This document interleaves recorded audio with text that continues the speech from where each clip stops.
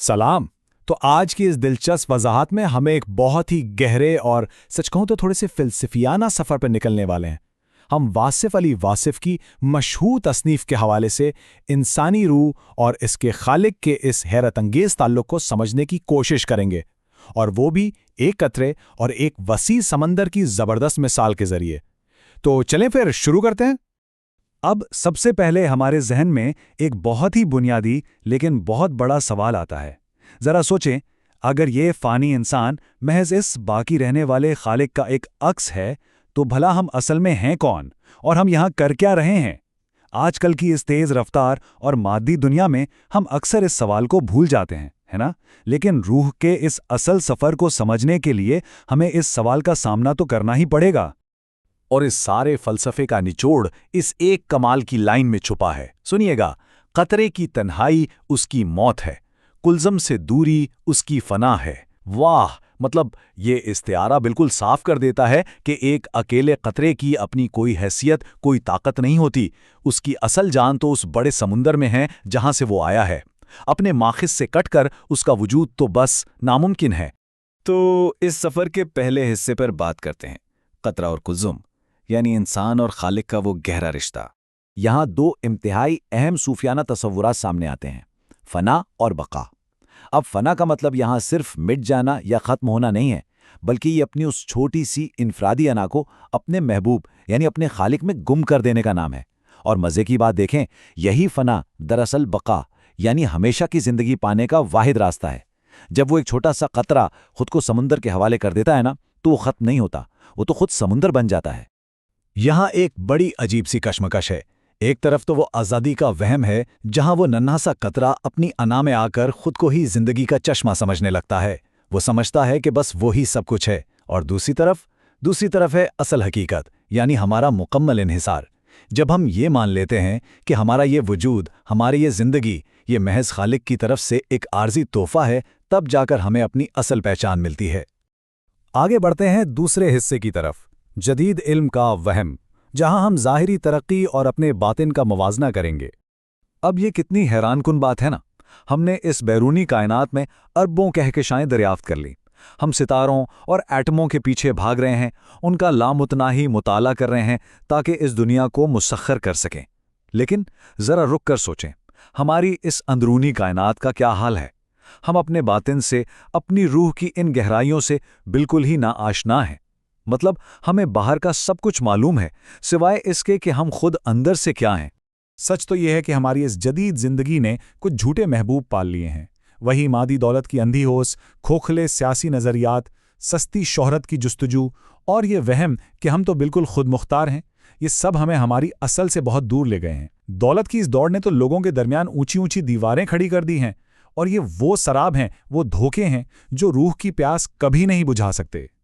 اب آتے ہیں تیسرے حصے پر، آنسو، چھپے ہوئے موتی اور ہماری روح کی وہ خاموش زبان۔ اس بات کو سمجھنے کے لیے ایک بڑا ہی زبردست قصہ ہے۔ ہوا کچھ یوں کہ ایک شاگرد نے اپنے استاد کے کہنے پر اپنی پوری زندگی لگا کر ایک انتہائی نایاب جڑی بوٹی کا رس اکٹھا کیا، قطرہ قطرہ کر کے۔ لیکن ایک دن کیا ہوا، اسے ٹھوکر لگی اور وہ شیشی زمین پر گر کر چکنا چور ہو گئی۔ اب وہ شاگرد شدت غم سے دھاڑے مار کر رونے لگا کہ ہائے، میری تو زندگی بھر کی کمائی لٹ گئی۔ لیکن اس کے استاد نے مسکرا کر جو بات کہی، اس نے تو جیسے سب کچھ ہی بدل دیا۔ انہوں نے کہا، بیٹا، خزانہ گم نہیں ہوا، خزانہ تو مل گیا ہے۔ یہ جو تمہارے آنسو ہے نا، اصل رس تو یہی ہے۔ اگر یہ آنسو نہ ہو تو یہ دنیا تو بالکل ویران ہو جائے۔ کیا کمال کی بات ہے! اس سے پتہ چلتا ہے کہ ہماری اصل کمائی یہ مادی چیزیں نہیں ہیں، بلکہ دل کا وہ سچا درد اور وہ تڑپ ہے۔ تو پھر اس کا مطلب کیا ہوا؟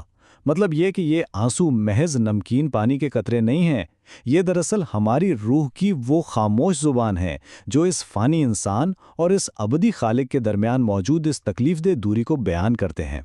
ندامت اور سچی تڑپ کے یہ آنسو بارگاہ الہی سب سے قیمتی موتیوں کا درجہ رکھتے ہیں۔ سمجھے کہ یہی وہ کرنسی ہے جو ہمارا اپنے خالق سے رابطہ دوبارہ جوڑتی ہے۔ چوتھا حصہ، مخلوق کی خدمت کے ذریعے خالق کی قربت۔ اب تقرب یعنی خالق کے قریب ہونا، یہ صرف کہیں تنہائی میں بیٹھ کر عبادت کرنے کا نام تو بالکل نہیں ہے۔ سچی قربت تو خدا کی بنائی ہوئی مخلوق کی خدمت اور ان سے غیر مشروط محبت سے حاصل ہوتی ہے۔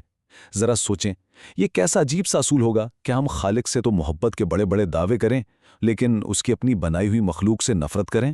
ایسا تو ہو ہی نہیں سکتا۔ جو سچی محبت کرتا ہے وہ لازمی خدمت بھی کرتا ہے۔ قربت کے اس کمال کے سفر کا آغاز کیسے ہوتا ہے؟